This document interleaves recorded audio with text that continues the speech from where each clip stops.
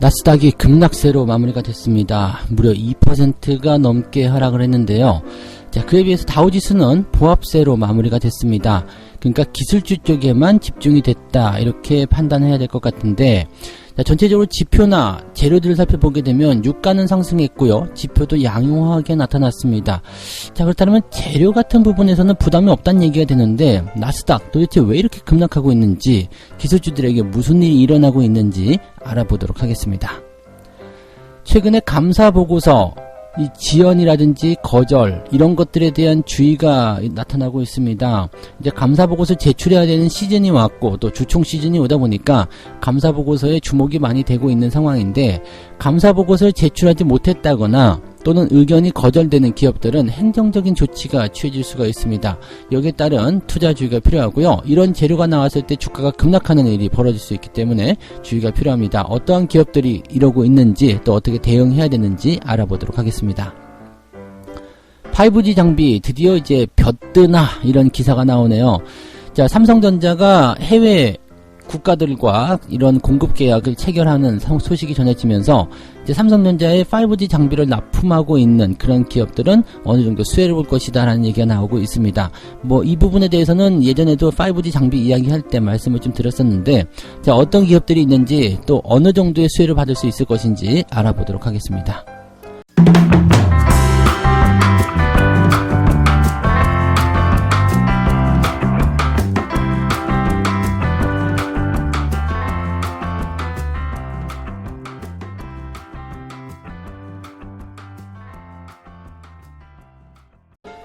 네, 반갑습니다. 자, 오늘은 3월 25일 목요일입니다.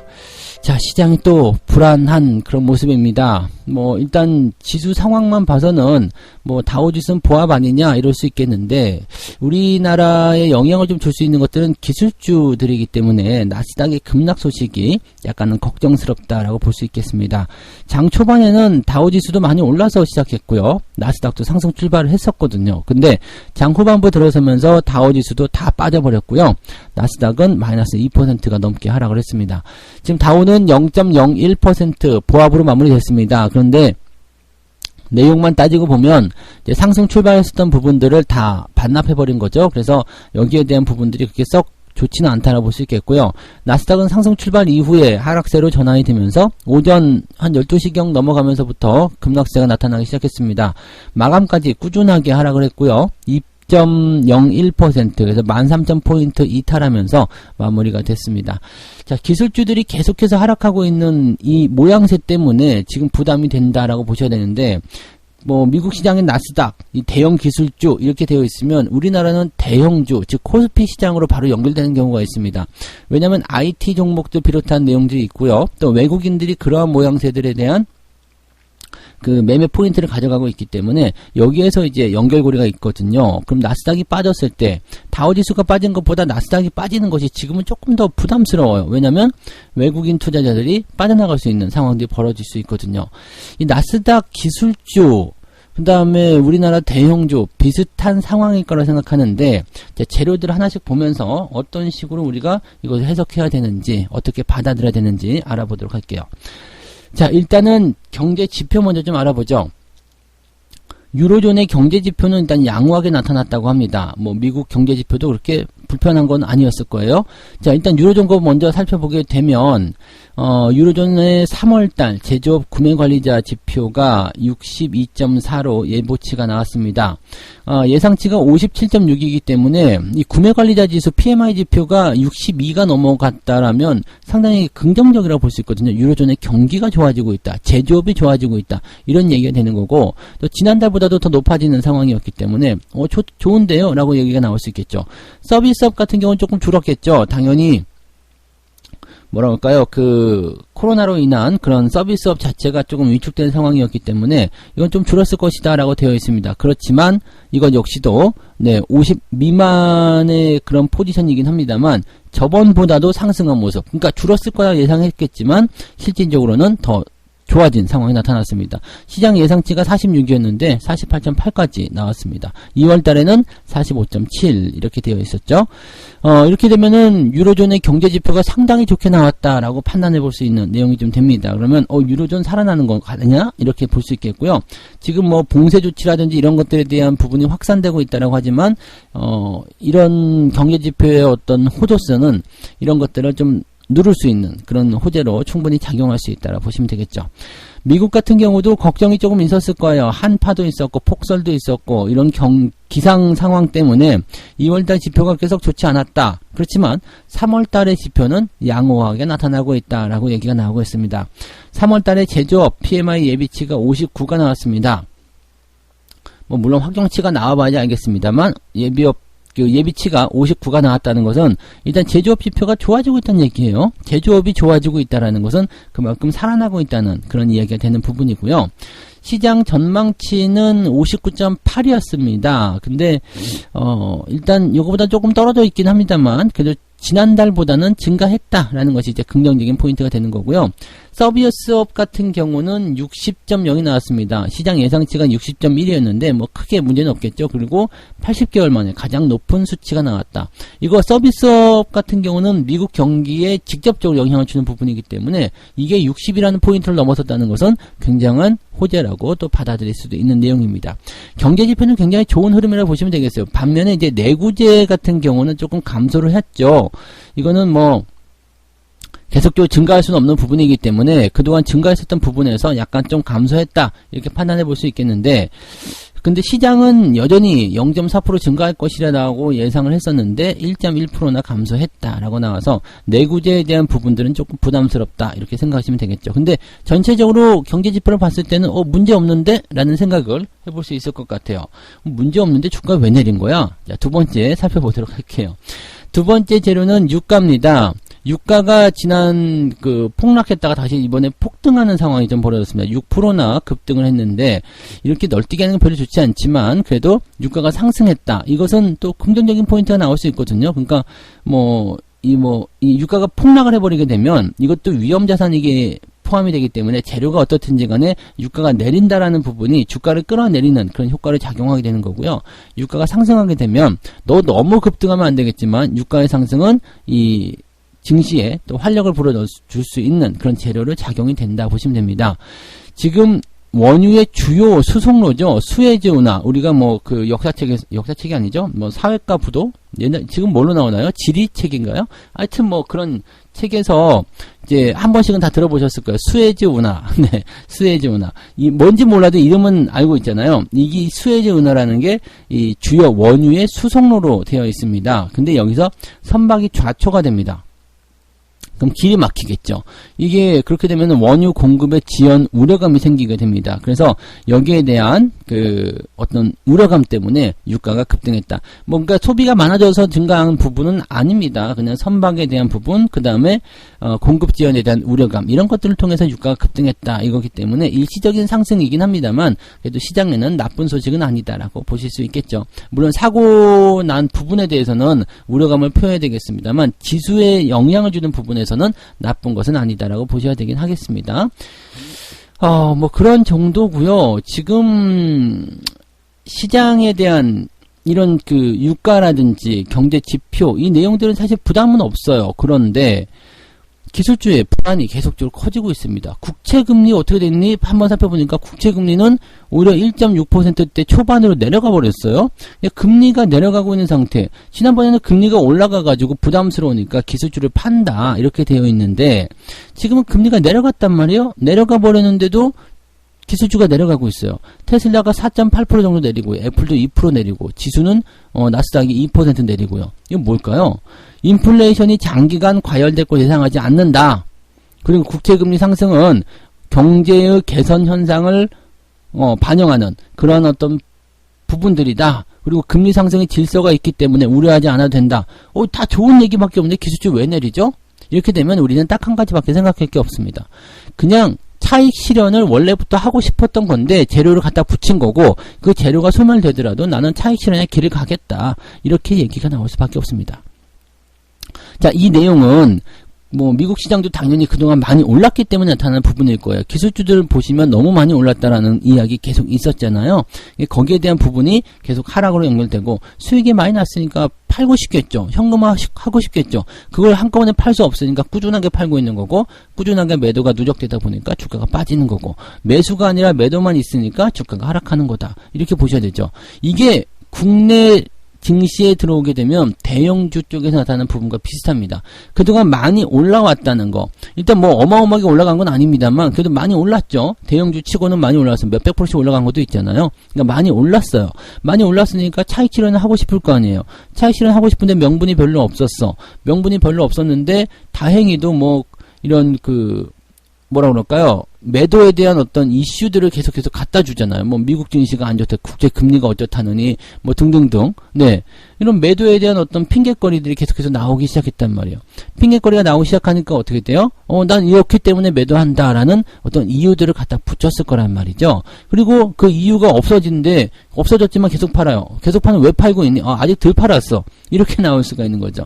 그 타겟팅이 누구냐면 연기금과 외국인이다. 이 이야기 제가 계속 해드리고 있습니다. 얘네들이 계속 매도하고 있는 한 이 차익 실현은 계속해서 나올 수밖에 없어요. 그러면 매도가 나오는 시점에서 누가 매수해 줄 거냔 말이에요. 매수해 준 사람은 개인들밖에 없는데 개인들은 이미 물려있는 상태에서 계속적으로 물타기를 한다? 이것도 한계점이 있겠죠. 어느 정도까지 매수를 할 수는 있겠지만 계속적으로 끌려 내려가는 상황이라면 결국에는 매수를 멈추게 될 테고요. 또는 공포심에 주식을 집어던지게 되면 뭐가 나올까요? 투매가 나올 수 있겠죠. 자, 이런 부분들이 좀 부담이 될 겁니다. 그리고 지금 누적된 손실률이 커져 있는 상태에서 투매가 나오게 되면 거의 대부분이 반대 매매나 이런 것들도 노출될 수가 있다고 보시면 됩니다. 그래서 지금 다우지수처럼 경기 회복이나 경기 민감 뭐 이런 쪽으로 해서 들어가는 주식들은 나쁘지 않아요. 그런 것들 지금 우리는 중소형주로 봐야 되겠지만 그런 쪽으로 보면 나쁘지 않습니다. 그런데 뭐 대형주 쪽에서 다 나쁜 건 아니에요. 지금 대형주 쪽에서도 올라가려고 하는 주식들 아직 있습니다. 그런데 그동안 많이 올라와서 시장에 주목을 받았었던 이거 많이 올랐대. 그러면서 개인들이 많이 산 것들이 있잖아요. 걔네들은 조금 조심해야 된다는 얘기죠. 그러니까 계속적으로 이제 비중을 좀 축소하시거나 거기에 대한 경계심을 가지고 투자를 해야 한다는 거. 그거 좀 잊지 않으셨으면 좋겠습니다. 지금이라도 조금씩 비중을 줄여나가시는 거 권장해 드리니까 나중에 되면 이제 비중을 축소하거나 매도를 하는 것이 의미 없는 상황이 올 수도 있어요. 주가가 많이 내려가 버렸다면 그 시점에서는 매도가 의미가 없어지거든요. 그러니까 그 이전에 더 많이 하락하기 전에 비중을 조금씩 조정하시는 것을 권장해 드립니다. 네. 그래서 나스닥의 조정 그 다음에 우리나라 국내 증시 대형주의 조정은 차익 실현을 위한 부분이다라는 것을 꼭 명심하셔야 되겠습니다. 네. 자, 두 번째 이야기 가겠습니다. 보통은 이제 코스닥 또는 중소형주 쪽에서 많이 나타나는 것 중에 하나예요. 이거는 감사 보고서 제출 지연 또는 의견 거절. 난 중소형주 샀는데 왜 주가가 내려요? 네, 이거는 기업 자체가 조금 부실하거나 뭔가 다른 악재가 있거나 이랬을 때 주가가 내려가는 경우들이 있는 건데요. 지금 감사 보고서가 이제 주총 시즌에 들어가면서 이제 보고서를 이제 제출을 하고 뭐 이제 이런 것들이 나타나야 된단 말이에요. 근데 감사 보고서를 제출을 해야 됨에도 불구하고 아직 제출을 못한 기업들이 있다는 겁니다. 합치니까 50여 개 정도 된다라고 하네요.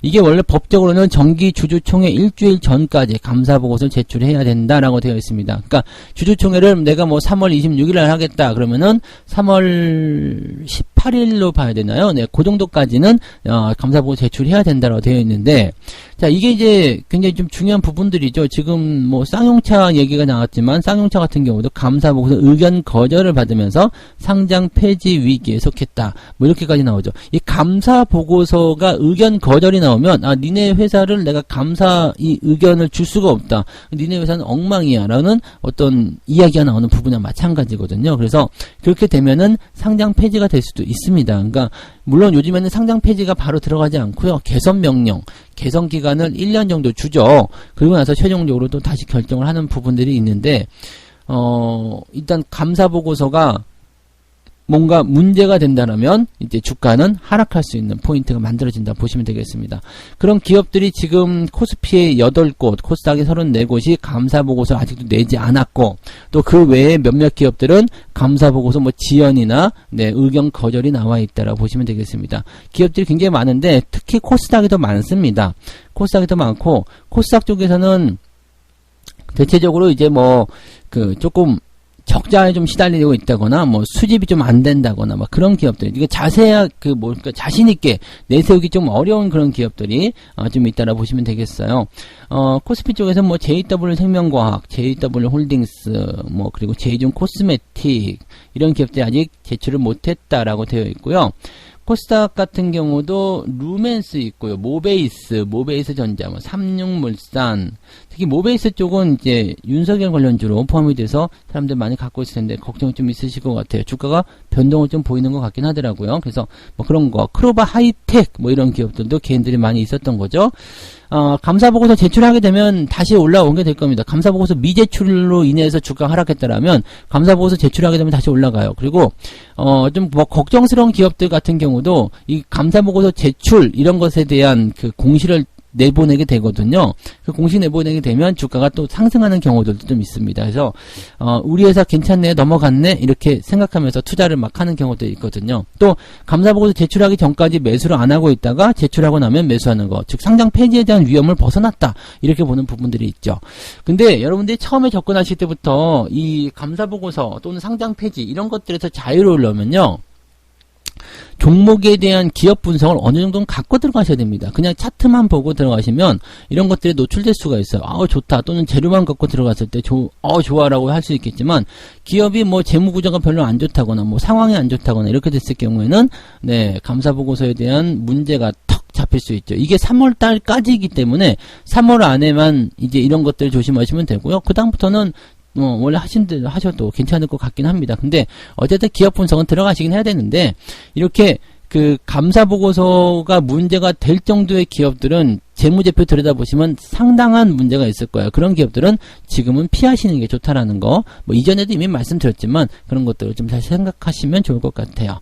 자, 근데 이제 감사보고서에 지연이 되는 기업들 같은 경우는 대체적으로 이유가 좀 있어요. 요즘에는 뭐 코로나 관련한 부분 때문에 뭐 이제 수집이 잘 안 되고 있다라는 것도 있고요. 다른 기업들과의 뭐랄까, 조치가 다 이어지지 않았기 때문에 조금만 더 연장해달라 뭐 이렇게 얘기를 하는 기업들도 있습니다. 그런 기업들은 상장 폐지 뭐 이런 것들보다도 그냥 지금 위협적인 요소죠. 근데 감사보고서 제출하기만 하면 다시 원상복귀 될 수가 있기 때문에 그런 것 때문에 이제 조금 주춤거리거나 내려가 있는 기업들 같은 경우는 조금 너무 이제 걱정은 안 하셔도 되지 않을까 생각은 합니다. 근데 이게 지연이 돼서 그냥 그대로 넘어가 버리게 돼버리면 상당히 문제가 될 수가 있습니다. 뭔가 문제가 있구나라고 생각하셔야 되거든요. 그러니까 이 감사보고서의 제출 지연에 대한 이야기, 그 다음에 이 제출 지연에 따른 그런 여파, 뭐 과징금이나 이런 행정 제재도 가능하거든요. 그러니까 부득이한 상황이라면 이해가 될 수 있겠지만 그런 거 아니고 그냥 아무 말도 없이 그냥 지원하고 있다라든지 그렇게 되면은 당연히 뭔가가 터져 나올 가능성이 높습니다. 그래서 항상 조심하실 필요가 있다라는 거 말씀을 좀 드리면 좋겠습니다. 일단 이런 거 사지 않고 피해가는 게 가장 좋은 거다라고 보시면 되겠죠? 네. 자, 그다음에 세 번째 이야기입니다. 5G. 5G 아직도 들고 계신 분들 많이 계시더라고요. 야, 진짜 대단하십니다. 이런 분들은, 어떻게 보면 인내상 이런 거 줘야 될 수도 있어요. 뭐, 우리, 학교 다닐 때 보면 저축상, 옛날에 그런 거 줬죠? 저금 많이 한 사람들. 근데 그걸 어떻게 알았는지 모르겠어요. 저축상? 나도 저축을 하긴 했는데, 나한테 통장 내놔라, 이렇게, 보여줘라, 이렇게 얘기한 적 없었거든요. 근데 그때는, 와, 제가 저축 많이 했나 보다 생각했는데, 저축상을 받은 그 아이가, 왜 선정이 됐을까? 지금 생각하니까 괜히 열받네? 나도 저축 많이 했는데. 내 통장은 한 번도 봐주지 않고 비교도 안 했으면서. 희한하네요. 근데 어쨌든, 뭐, 인내상 이런 거 받으셔야 돼요. 인내상. 왜냐면 5G가 상당히 오랜 기간 동안 옆으로 서주고 있고, 또 내려가면서 은근슬쩍 빼고 있었거든요. 5G 장비 쪽에 대해서는 사실 기대할 거 별로 없다고 그랬죠. 그렇지만, 이렇게 뭐라 그럴까. 해외 쪽. 해외 쪽에 대한 어떤 분위기가 나오는 것들은 우리가 생각해도 괜찮다는 말씀 좀 드렸을 거예요. 그런 것들은 좀 버텨보라라고 이야기 좀 해드렸었죠. 삼성전자가 지금 해외 그 기업들하고 이 5G 장비 공급 계약을 계속 체결하고 있죠. 뭐 캐나다에 이어가지고 이번에 일본 쪽에 도코모 이 이동통신 사업자래요. 도코모하고 이 5G 이동통신 장비 공급 계약을 체결했다. 이 소식이 전해졌습니다. 그러면 어떻게 될까요? 지금 이렇게 그 작은 기업들이 직접적으로 해외를 뚫고 들어갈 가능성은 많지가 않아요. 삼성전자를 통해서 가야 되고요. 삼성전자가 해외를 뚫어두면 거기에 공급하는 회사들이 수혜를 받게 되는 거죠. 그런 기업들이 수혜를 받게 되는데 그런 기업이 뭐 서진시스템, OE솔루션, 뭐 KMW 뭐 이런 기업이 되는 거겠죠. 네, 웨이브 일렉트로 이런 기업들이라고 보시면 되겠습니다. 뭐 많이 오른다라기는 조금 민망한 정도긴 한데요. 그래도 내려가지 않고 있다는 게 어딜까라고 생각을 해보실 수도 있을 것 같긴 합니다. 삼성전자에 이 장비를 공급하고 있다라면 거기에 대한 수혜가 나타날 수 있겠고, 또 이런 상황이 벌어졌을 때 이제 이 장비 공급 업체들은 공급이 늘어날 수 있기 때문에 삼성전자가 많이 뚫으면 뚫을수록 어떻게 돼요? 공급 물량이 많아지겠죠. 그래서 실적도 같이 증가하는 효과가 벌어질 수 있다고 보시면 되겠습니다. 자, 이렇게 되면은 이제 글로벌 5G 투자의 확대, 그 다음에 삼성의 행보 이런 것들을 통해서 관련 기업들이 상승할 수는 있겠는데 이거는 어디까지나 좀 제한적일 거라고 보시면 되겠어요. 왜냐면 생각해 보세요. 일본이든 뭐 중국이든 뭐 캐나다든 뭐 지금 일단 당장은 5G에 대한 기술이 좀 부족하다. 그래서 너희들 거 써야 되겠다라고 할 수 있겠지만 결과적으로 어떻게 될까요? 네. 자기네 거 쓰겠죠. 자기네 거 쓰려고 할 거고 자기네도 그런 거를 구축하려고 하겠죠. 그러니까 그런 국산화를 하려는 움직임인데 또 장비 쪽은 굉장히 그런 게 빠르단 말이에요. 소재 같은 경우에 굉장히 복잡하니까 그럴 수 있겠지만 장비 같은 경우야 뭐 조금만 노력하면 할 수가 있죠. 그러니까 장비에 대한 부분들을 너무 신뢰를 많이 가지시면 안 돼요. 지금 당장은 어쨌든 우리가 선점하고 있는 부분들이 있기 때문에 거기에 대한 기대감이 있겠지만 거기에 대해서 너무 또 낙관적으로 보시면은 좋지 않다라고 보시면 되겠습니다. 어쨌건 지금 5G 모든 기업이 다 좋은 건 아니고요. 삼성전자와 연결되어 있는 삼성전자에게 납품을 하고 있는 그런 회사들, 그런 기업들은 연결고리가 좀 있기 때문에 이렇게 삼성전자의 어떤 공급계약 체결 이런 소식이 나타나면 수혜를 입을 수는 있겠습니다. 그래서 그런 것들은 뭐 조금 더 지켜볼 수는 있겠죠. 그렇지만 다른 5G들은 조금 애매할 수 있겠다라는 것을 참고하시면 좋겠습니다. 자, 요렇게 이야기, 세 가지 이야기 해드렸고요. 오늘은 이제 나스닥이 급락한 이유, 뭐 기술주들이 도대체 왜 이러나, 여기에 대한 부분들 말씀드렸는데, 뭐 유가라든지 지표라든지 다 양호한 상황에서 지금 기술주가 계속 떨어지는 것은 이제는 의미가 없다. 뭐 금리도 지금 반락한 상태에서 크게 의미 없다. 이거는 그냥 차익 실현이다. 그것뿐이다. 이렇게 결론을 내릴 수도 있지 않을까 생각을 해봅니다. 자, 그 다음에 감사보고서가 지연, 거절되어 있는 기업들 주의해라. 이렇게 얘기가 나오고 있습니다.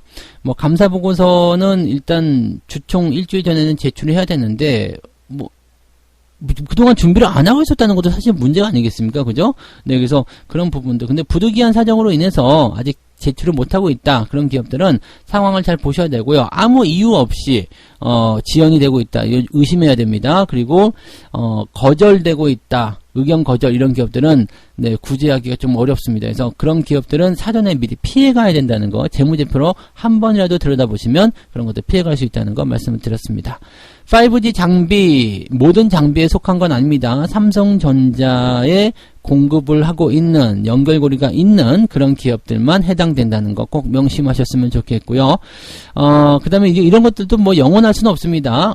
어차피 해외 쪽으로 공급하는 부분은 지금 선점하는 구간이 있어서 그렇지만 해외 기업들이 그냥 계속 갖다 쓰지는 않을 겁니다. 그래서 자기네 장비를 대체하려는 움직임이 나올 테니까 그게 대세라면 그렇게 가는 게 맞죠. 그래서 지금 당장은 어느 정도 수혜를 입을 수 있겠지만 그것이 영원히 상승할 수 있는 부분이 아니라는 것을 꼭 명심하시는 게 좋겠습니다. 그래서 그런 내용들 참고하시고 어쨌건 삼성의 연결고리가 있는 기업들은 당장은 홀딩을 하셔도 좋지 않을까라고 생각을 해봅니다.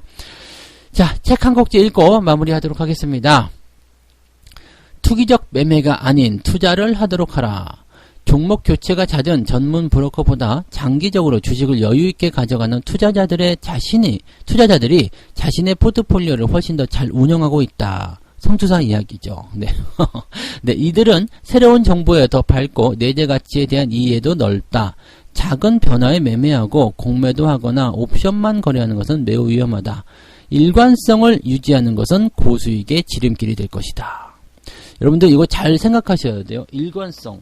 오늘은 여기서 사고 내일은 저기서 사고 오늘은 이거지만 팔아야 되고 언제는 사야 되고 이렇게 되면 내가 완전히 뭐 나의 기술이라든지 기술이라고 하면 좀 그렇고 나의 어떤 매매 원칙이 완전히 찐뽕이 돼요. 짬뽕 돼버리면 짬뽕 막 섞어지거든요. 그렇게 되면 나 자신도 헷갈리게 되고요. 유연한 대응이라고 하지만 그것이 결국에는 내 발목을 잡는 상황이 벌어집니다. 장이 상승할 때나 하락할 때나 또는 뭐 그 어떤 상황에서도 똑같은 상황으로만 매매 원칙을 가정하는 게 좋습니다. 장이 상승장이라고 해가지고 많이 올라간 거 따라가야 되고 장이 하락장이라고 해가지고 네 뭐 많이 떨어진 거 사야 되고 그렇지 않습니다. 올라간 거는 떨어질 수도 있고요. 뭐 하여튼 뭐 그런 상황이기 때문에 항상 여러분들이 매매 포지션은 일관적으로 대응하시고 그리고 좀 느긋하게 여유있게 투자를 해 나가셨으면 좋겠습니다. 뭐 단기간의 변동에 그렇게 많이 휙휙 반응하게 되시면 결과적으로는 계좌만 내려간다라고 보시면 됩니다. 그리고 목욕배만 자꾸 받게 되죠. 네. 그런 것도 조심하시고요. 자, 어쨌든 한번 추세를 탄 것들은 꾸준하게 갈 수 있기 때문에 어려운 장일수록 자, 그런 일관성 투자가 훨씬 더 빛을 발하게 될 겁니다. 느긋하게 투자하시고요. 네, 위험한 요소들은 미리미리 피해가는 그런 전략들을 이제 시황을 통해서 많이 가져가셨으면 좋겠습니다. 자, 오늘 여기까지 이야기해 드릴게요. 저는 장중시황 때 다시 오겠습니다. 고맙습니다.